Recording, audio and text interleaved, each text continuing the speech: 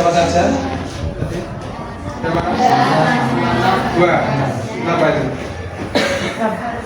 Sakit. Sini apa? Satunya apa?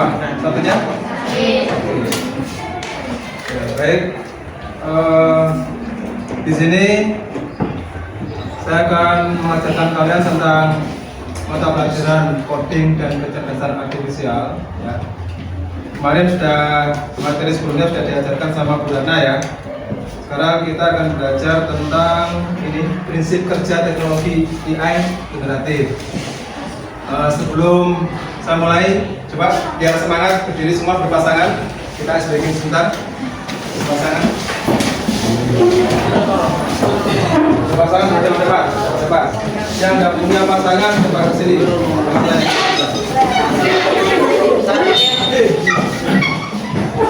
Berdiri berdepan, tangannya gini ya. Kayak ini. Ini sudah. Ini melatih gerakan fokus ya. Biar fokus. Kalau saya bilang up, berarti nanti yang bawah ini naik ke atas ya. Kalau saya bilang down, berarti yang atas bawah. Kalau saya bilang putar, berarti nanti ini diputar. Oke, paham? Oke. Coba tanya ya. Ya, siap? Siap? Kalau saya bilang up 2 kali, berarti nanti naik cepat 2 kali ya. Oke, sudah mulai ya. Up. Udah ada yang nggak konsentrasi ya belakang. Ayo fokus. Up. Tangannya paling bawah sendiri naik ke atas. Ya, kalau down berarti tangannya bawah sendiri, atas sendiri turun ke bawah. Oke, sekali lagi. Nanti saya semakin cepat ritmenya ya, biar kalian melatih fokus dan konsentrasi. Ayo 1, 2, 3, up, down. Satu aja, turunnya 1. Jangan turun 2 kali, 1 aja. Sekali lagi, coba konsentrasi ya, konsentrasi. Nah, dengarkan berita dari saya, konsentrasi. Down, up, putar.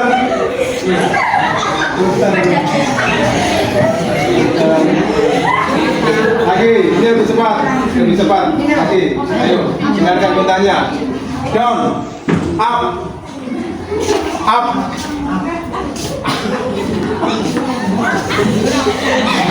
Oke, sudah, terima kasih.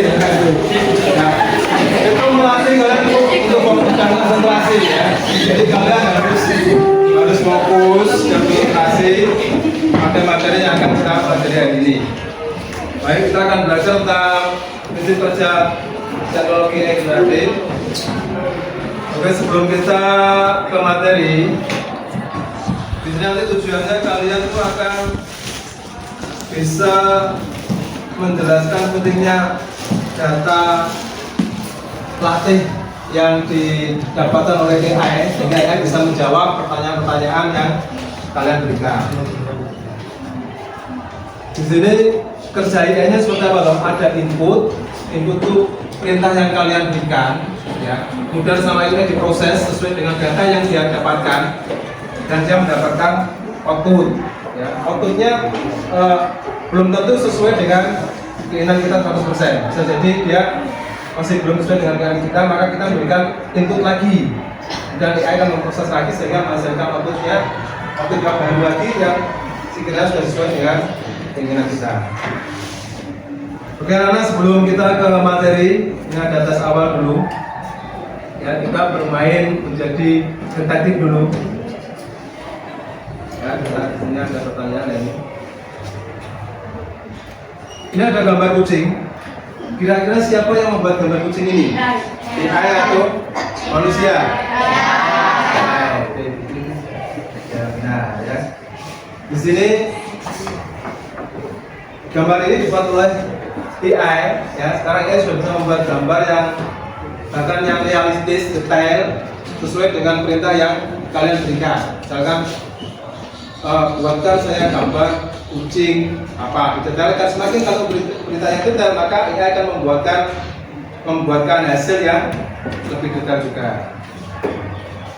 Oke, selanjutnya, nah ini ada puisi. Terus di sini ada karya sastra. Nah, kira-kira ini yang buat siapa? AI atau buat manusia? Karena apa? Di sini ada karyanya.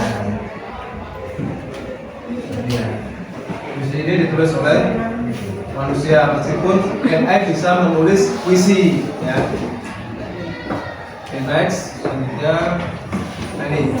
Misalnya kalau membuat komposisi sebuah musik itu dibuat oleh AI atau manusia? Komposisi musik AI atau manusia? Manusia atau AI? AI. Ya, karena di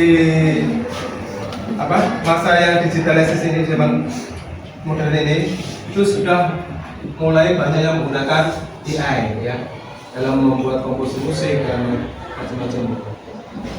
Next, nah ini kalau gambar sketsa seperti ini, kira-kira buat siapa ini? Ya. Kalau AI itu dia gambarnya lebih sempurna ya, lebih sempurna, hampir mendekati foto realistik ya, foto aslinya. Ya. Ini buat oleh manusia. Kalau berita biasanya buat siapa? Manusia atau AI? AI atau manusia? AI ya. AI, karena sekarang banyak jurnalis yang menggunakan AI. Nanti dia mengembangkan sendiri, di edit sendiri, dengan kita yang. Nah, sekarang kita masuk ke materi. Apa itu AI generatif?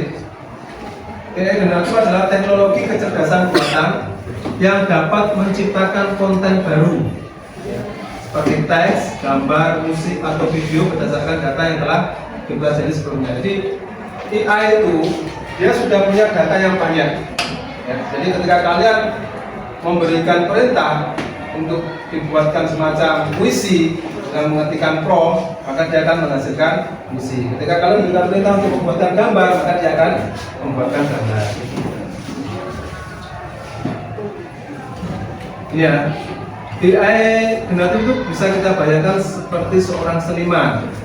Ya, dia itu seniman kan, dia kan sudah melihat banyak karya, ya, sehingga dia bisa menciptakan karya baru. Sama dengan AI sudah mendapatkan banyak informasi, sehingga ketika kalian memberikan atau perintah, maka dia akan menghasilkan sesuai dengan informasi yang dia dapatkan. Sekarang apa bedanya AI biasa dengan AI generatif?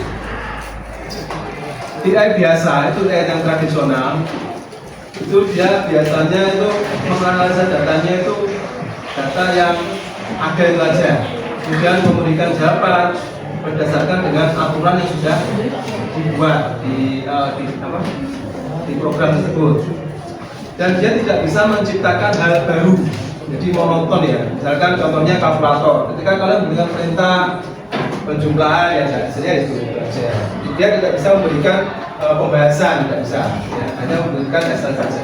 Tapi kalau yang AI generatif,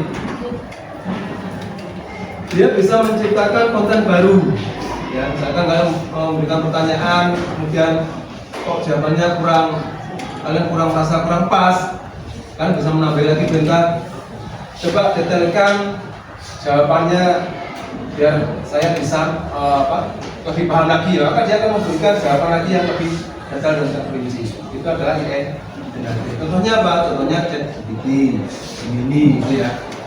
Sudah familiar semua toh menggunakan ChatGPT? Sudah. Biasanya kalian menggunakan untuk apa? Tugas apa biasanya? Bahasa Inggris. Terjemahan atau minta jawabannya langsung? Kalau bisa kalian tuh jangan langsung 100% percaya dengan AI ya. AI bisa kalian gunakan untuk membantu kalian ya. Jadi jawaban yang diberikan AI jangan langsung gunakan 100%. Kalian olah ya sehingga menjadi jawaban yang versi kalian.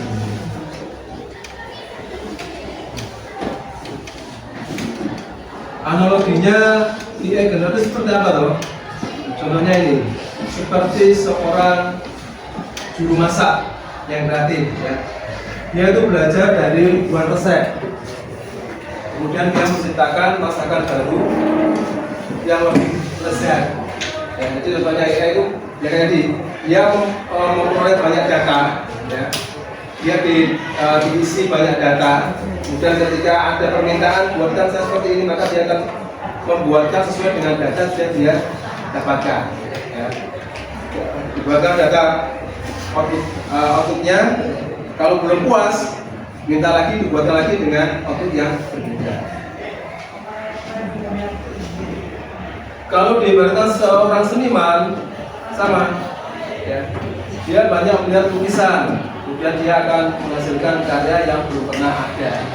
Jadi kadang jawaban AI itu dengan pertanyaan yang sama, misalkan kalian si A dengan si B memberikan pertanyaan sama, maka jawabannya tidak akan memberikan AI tidak akan memberikan jawaban yang sama, dia akan memberikan jawaban yang bervariasi, tetapi tetap pada poin jawab pertanyaannya itu. Kalau diberikan sebagai seorang penulis, maka AI itu ibarat dia sudah banyak membaca buku ya. Kemudian dia disuruh menulis cerita, maka dia akan membuat cerita yang menarik. Itu adalah analoginya. Sekarang jenis-jenisnya AI generatif. Ada AI teks ya.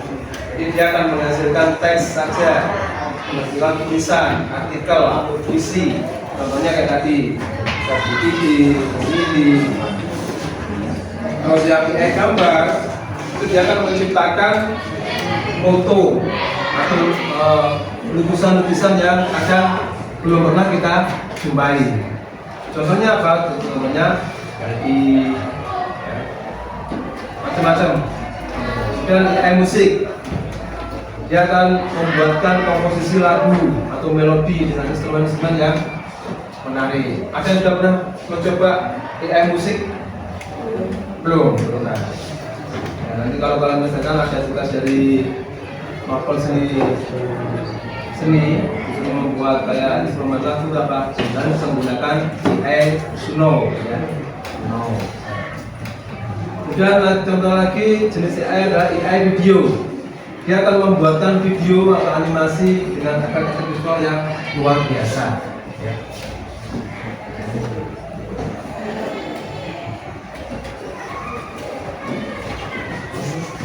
Kalau diterapkan dalam kehidupan sehari-hari ya, AI generatif misalkan di sekolah, dia akan membantu kita dalam menulis esai atau menjawab tugas-tugas. Jadi kalau kalian misalnya dikasih tugas oleh bapak yang lain, kalian bisa menggunakan bantuan AI. Tapi kalian harus ingat, misalkan kalian ada soal matematika, ya kemudian kalian mencari jawaban dengan bantuan AI, maka kalian harus paham langkah-langkahnya. Jangan jawaban AI kalian salin kumpulkan. Ketika dites sama bapak guru kalian tidak bisa menjawab lagi. Kalian harus paham ya. Jadi jawaban AI itu harus kalian pahami juga. Dapat membuat presentasi dengan gambar yang menarik. Dengan bantuan AI kalian bisa membuat presentasi yang lebih interaktif ya, menggunakan Canva, menggunakan gambar. Dengan bantuan AI kalian juga dapat menjelaskan konsep sulit dengan mudah ya. Misalkan kalian ada materi yang kalian tidak pahami, kalian bisa minta bantuan AI aja.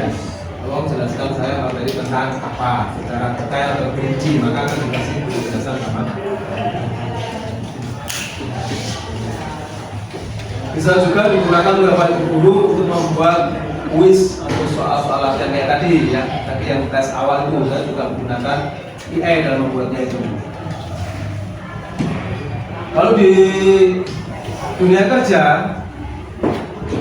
AI generatif biasanya digunakan oleh para ini contohnya kan desainer dalam membuat logo atau membuat poster. Sekarang banyak yang memanfaatkan AI.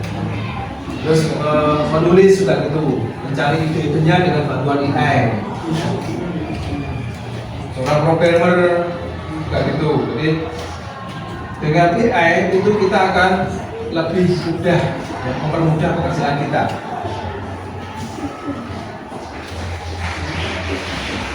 Ini keunggulan dan keterbatasan dari AI generatif. Keunggulannya apa? Ini sangat cepat. Gitu. Ketika kalian misalkan disuruh buatkan puisi tentang hari kemerdekaan, kalau kalian membuat sendiri, pasti kalian akan mikir ya, agak lama. Tapi kalau kalian minta bantuan AI, dalam hitungan berapa detik sudah jadi, benar? Ya. Terus sangat kreatif, padahal itu hasilnya juga memberikan kreatif yang belum pernah kita jumpai. Terus AI juga tidak pernah lelah karena dia mesin ya. Kalau manusia kan kadang minta tolong ini, karena temanmu minta tolong buatkan ini, tolong saya kerjakan soal ini. Kalau sudah lelah kan lelah capek soal gitu ya. Kalau kalian mau minta bantuan AI akan dijawab kapan. Terus AI juga menggunakan multibahasa, jadi bisa memakai bahasa kita, bisa menggunakan bahasa Jawa juga bisa. Kalau kalian menanyakannya dengan bahasa Jawa, maka AI juga akan menjawabnya dengan bahasa Jawa. Tapi tidak semuanya AI itu punya keunggulan, pasti punya keterbatasan. Ya. Yang pertama adalah bisa salah. Kadang kita mintanya A, dia jawabnya B. Ya. Tidak. Makanya itu jangan percaya 100% dengan jawaban AI. Kalian harus mengolahnya sendiri ya. Terus AI tidak punya emosi. Jadi kadang jawabannya itu ya kaku ya. Dan misalkan obat puisi itu kadang agak kaku ya. Itu bisa kalian ubah, kalian edit dengan gaya bahasa kalian sendiri. Terus dia juga terbatas oleh data yang dia dapatkan. Misalkan dia data tentang, misalkan kalian menanyakan tentang hal yang detail ya, tapi dia memberi jawaban yang sedikit, itu berarti dia memang data yang dia peroleh itu baru sedikit. Dia belum mendapatkan banyak data, masih terbatas. Terus di sini terbatasan lagi adalah perlu pengawasan. Harus kalian gunakan dengan bijak AI itu. Jangan nanti foto temanmu disandingkan dengan artis, digabungkan atau buat video sehingga jalan bareng dengan artis terus diviralkan. Kalian harus bisa dalam penggunaan. Manfaatkan AI itu dengan sebaik-baiknya. Jadikan dia sebagai asisten kalian untuk mempermudah pekerjaan kalian.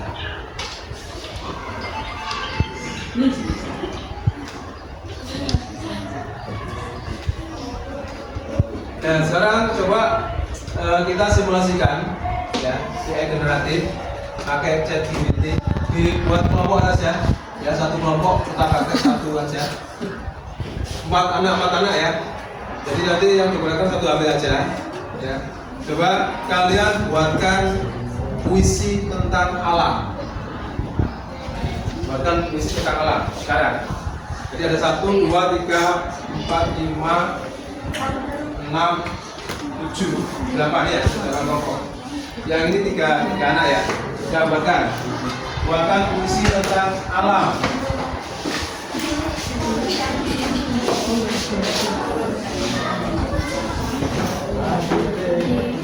Berapa menit? 2 menit cukup ya? Kok anak AI kok? Nah, ya mulai sekarang, ayo silakan diketik, bisa menggunakan ChatGPT, bisa menggunakan begini ya. Misalkan nomor 5, nomor 6. Ayo, kelompok ini. Sudah. Oke, ya. Salah siji kabeh. Kelompok 1 sudah. Ya, nomor 2. Nomor 2 sudah? Ayo. Masa? Dalam hitungan detik dia sudah ya menghasilkan. Kelompok ini, kelompok 4.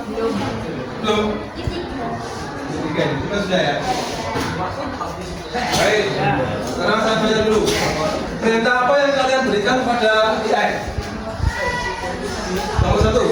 Apa yang kalian berikan dia? Buatkan cinta alam. Nanti hasilnya coba saya bacakan. Bacakan. Salah satu.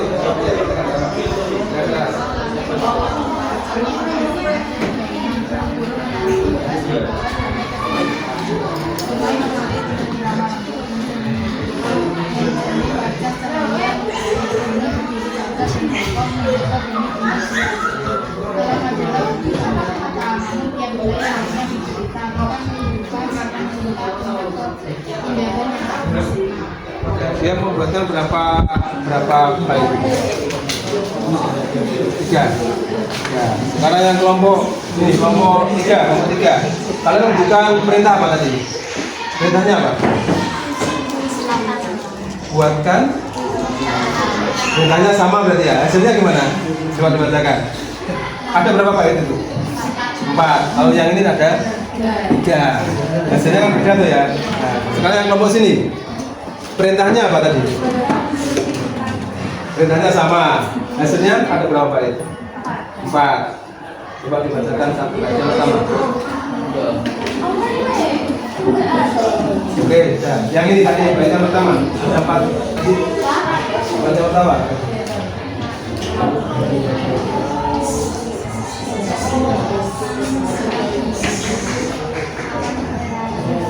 Ya.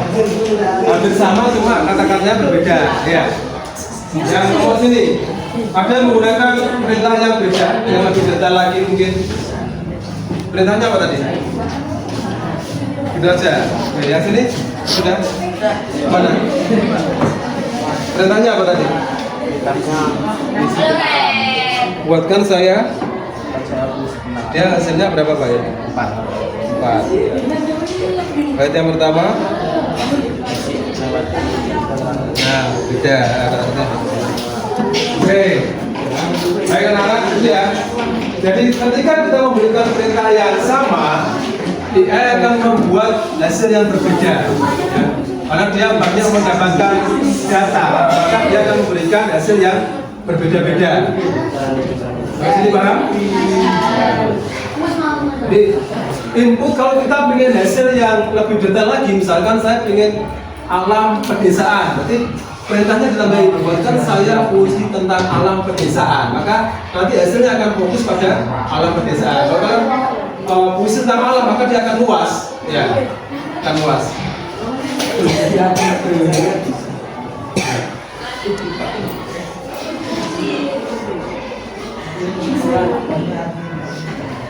Alur kerjanya ini generatif, ya. Dia akan kalau diibaratkan tadi seorang koki, maka pertama dia akan membaca banyak resep, ya. Dia akan memperoleh banyak data, dia akan memperoleh banyak masukan data. Kemudian dia akan mengingat memorinya, ya, kayak seperti itu. Setelah itu, ketika dia meminta tolong ke dia, tolong buatkan saya puisi, maka dia akan membuatkan dengan cepat dalam hitungan detik sudah jadi, ya kan? Nah, ketika itu hasil lagi.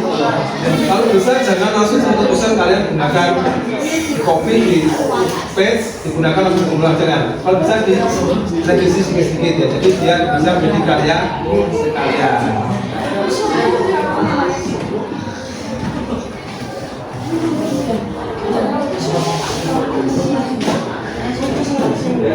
Ya, alur kerja AI yang pertama adalah tahap data latih, ya, di mana AI itu misalkan AI teks maka dia sudah banyak mendapatkan miliaran kalimat dan paragraf.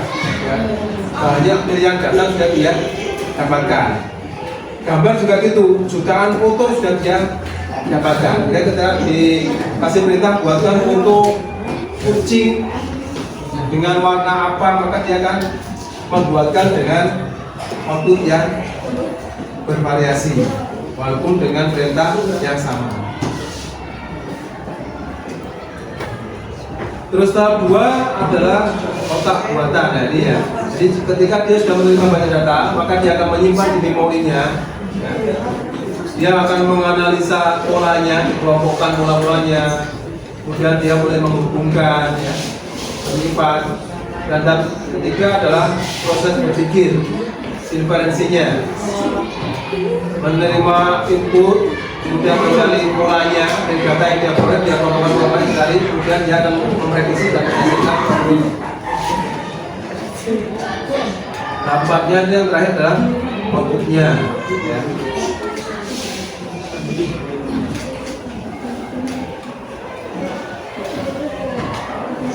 Jadi alurnya ini ya, data latih yang mendapatkan banyak data, kemudian dia akan mempelajari data itu, disimpan di memorinya, kemudian akan memproses ketika ada inputan yang masuk, kemudian dia akan menghasilkan output yang baru. Contohnya ini, misalkan di sini suruh membuat cerita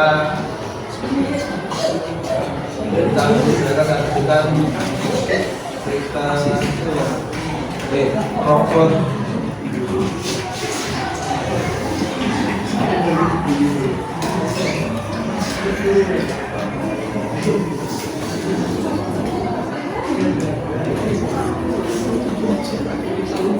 Sampah misalkan, saya masukkan kata kuncinya semacam sampah, kemudian saya generate, dia akan menghasilkan mutasi.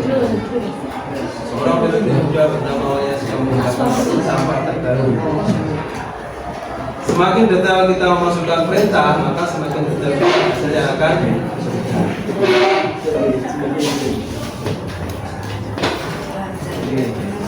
Mengapa data latih itu penting? Ya, kenapa data latih itu penting? Karena tadi untuk menghasilkan output yang bervariasi, maka kita harus mempunyai banyak data. Kayaknya juga gitu. Semakin banyak data yang dia peroleh, maka dia akan menghasilkan output yang bervariasi. Kualitas data sama dengan kualitas output. Kadang kan AI itu kan ada yang berbayar, ada yang free ya. Nah, ketika kalian menggunakan AI dengan pro yang berbayar, maka dia akan memberikan output yang berbeda juga dengan yang free. Karena yang berbayar itu otomatis data yang dia peroleh itu semakin lengkap, sehingga output yang dia keluarkan, yang dihasilkan juga semakin lengkap. Baik, ini sekarang kita main tebak output AI. Di sini skenario-nya, AI dilatih dengan 1000 kata kucing. Apa yang akan terjadi jika kita minta AI menggambar anjing? Kira-kira apa jawabannya AI ini?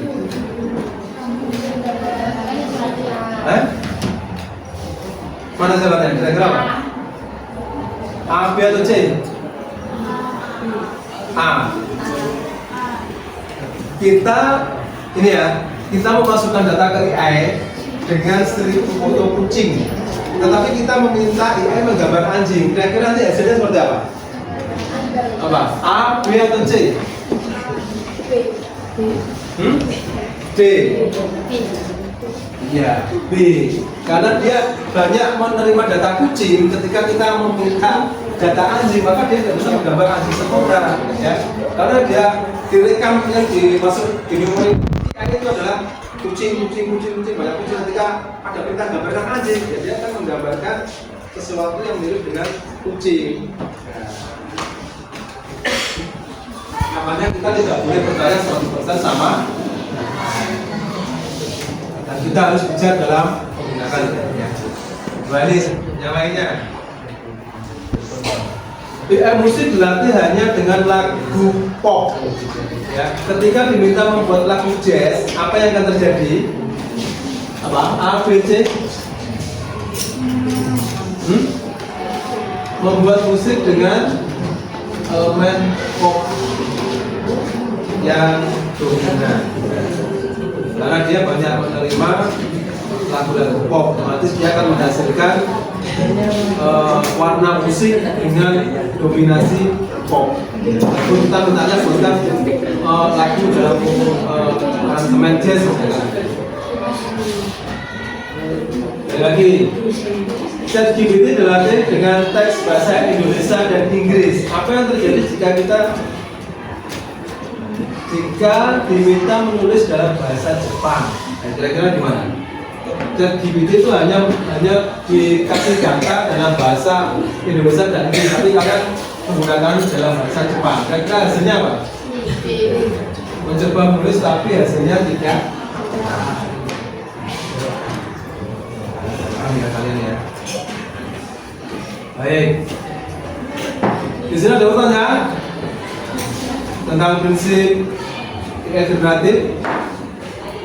Sudah paham semuanya ya. Jadi semakin banyak data yang diperoleh oleh AI, maka semakin bagus juga hasil outputnya.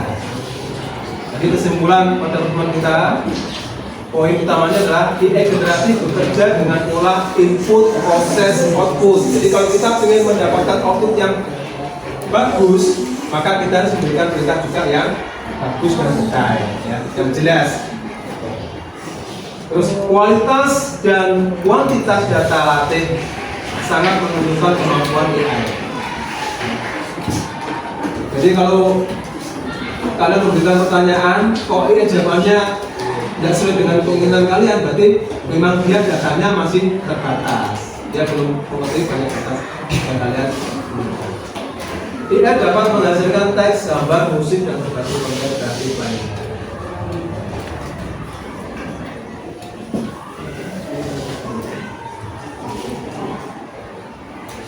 Refleksinya ketika kita gunakan AI untuk hal yang positif, ya.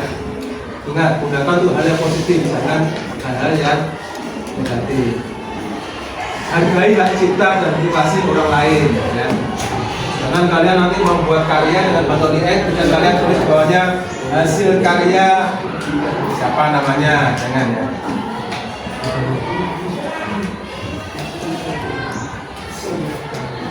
Verifikasi informasi dari AI.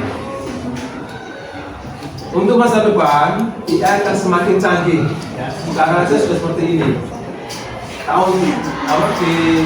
Tahun-tahun berikutnya mungkin akan lebih canggih lagi. Bahkan mungkin film akan dibuat dengan bantuan AI. Jadi tidak ada aktor aktornya lagi. Dengan bantuan AI akan peluang karir di bidang AI akan semakin banyak. Maka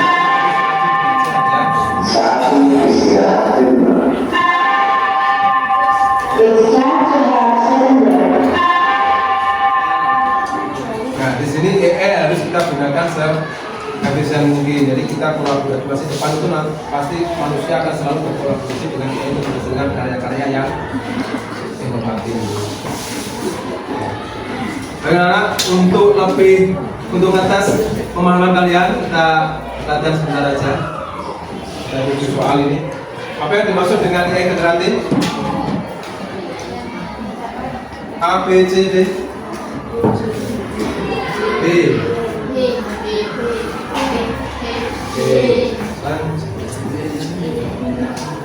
Ya itu kan jawab B ya. Nomor 2.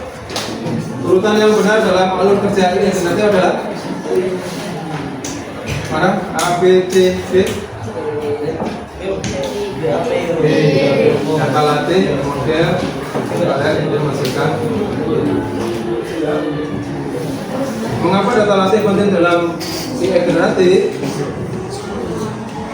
Apa jawabannya? Untuk menentukan kualitas. Contoh aplikasi yang generatif dan kerja sehari-hari.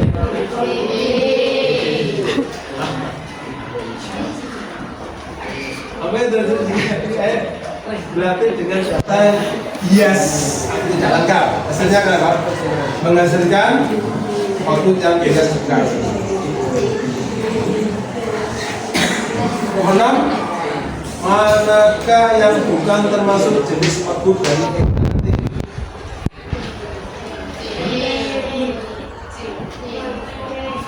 C. C. Terakhir, dalam konteks etika digital hal yang paling penting adalah mana? A, B, C, D. B. Ya. Selamat sempurna, berarti kalian sudah expert, sudah paham ya. Baik anak-anak, terima kasih. Pertemuan hari ini saya akhiri. Sampai ketemu minggu depan dengan materi yang berbeda. Jangan lupa tetap semangat belajar ya.